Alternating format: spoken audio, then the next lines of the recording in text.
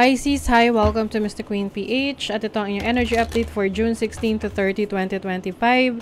If you're interested in private readings, meron tayong link sa description at sa pinned comment. Paka-check nyo lang information kung paano mag-book for a private reading. And please subscribe to our channel to show your support. Like, share this video at comment na rin kayo kung kayo'y naka-resonate. Okay, so let's see Pisces, what's up with you? Second half ng June. Energy update for Pisces. Opposition, confrontation, o maaring meron kayong haharapin na isang tao or haharapin na problema talaga yun. Or anything na kailangan nyo na talagang harapin na iniiwasan nyo ng mga nakaraan. Oo. Pwedeng ito yung may kinalaman sa inyong bahay or family. May kailangan mag-usap kasi dito. Oo. Descendant. So, this is about a relationship. A very close relationship with you na kailangan nyo mag-usap. Kasi makakatulong ang pagkakaroon ng open communication para magkaintindihan kayo. Kasi pwede kasi hindi kayo nagiging open sa isa't isa. Nagpapakiramdaman lang kayo. So, paano nyo masosolve yung issue kung nagpapakiramdaman lang kayo? Kailangan nyo mag-usap. Okay? So, some of you, pwedeng kapamilya to. Pwede rin tong parents, especially the mother. Okay, let's see the overall energy for Pisces. You have the Three of Pentacles. This is expansion. So, I'm seeing meron kayong expansion sa bahay, or may inaayos kayo, nire-renovate sa bahay.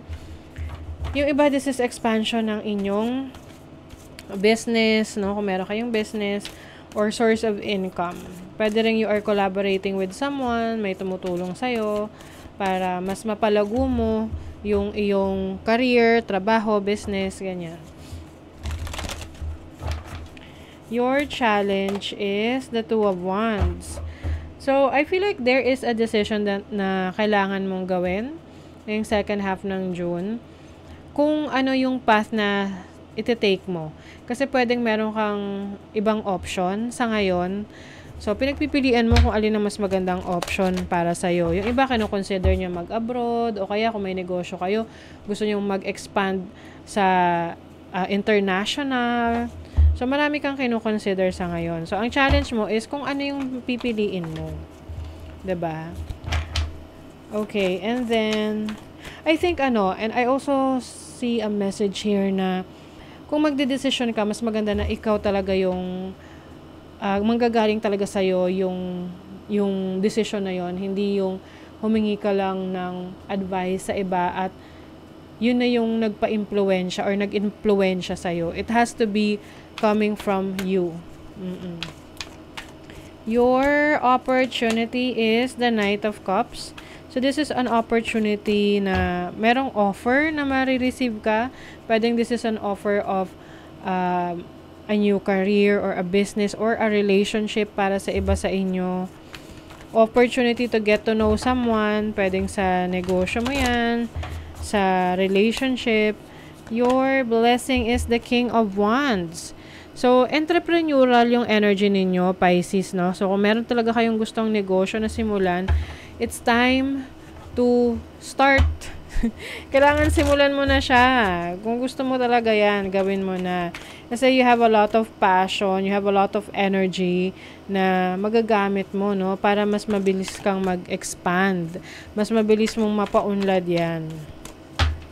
I also see a travel opportunity sa inyo, abroad, or meron kang kailangang puntahan na lugar na kung saan meron kang kailangang asikasuhin doon. Let's say, naghahanap ka ng supplier mo or may kakausapin kang tao for consultation sa mga decisions mo. Okay, let's see naman yung iyong money energy. What is the money energy for Pisces? The Hanged Man. So, this is your energy. Meron kang nire-reassess when it comes to your finances. Maaring sa ngayon, medyo maingat ka rin sa paggastos mo. Kumbaga, iniiwasan mo yung maging yung parang wala kang control, oo. Yung, anong tawag doon? Yung nagpapadalos-dalos, oo. And if you are waiting for some money, Pisces, pwedeng ngayong second half ng June, hindi mo pa siya makukuha. Baka July pa yan. Kasi it's about waiting and patience. So, sa career, uy, the devil.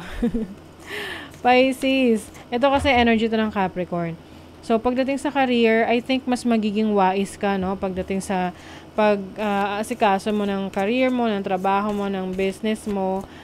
Yun nga lang, this is the energy of someone na yung medyo greedy or parang you want to, parang nagfo-focus ka muna kung ano yung makukuha mo kaysa sa ano yung kaya mong ibigay.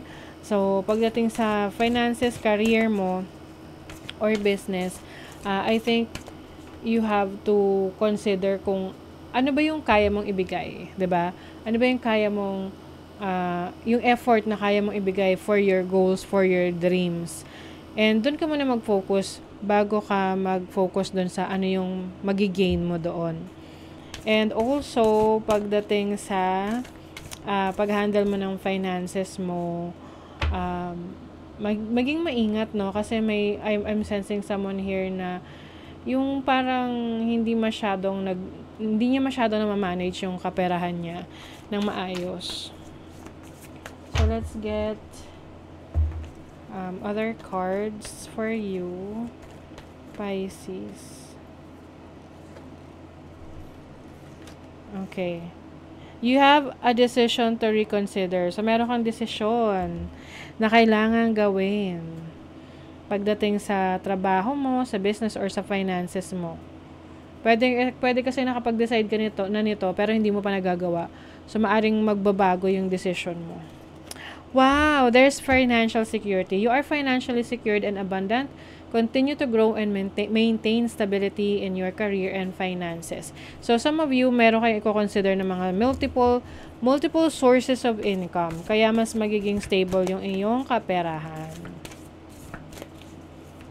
Okay, and then for your love life and family, you have the King of Cups and the Emperor. Oh, okay. If you're dealing with someone, pwede itong isang Aries or kapareho nyo na water sign, Cancer, Scorpio, Pisces.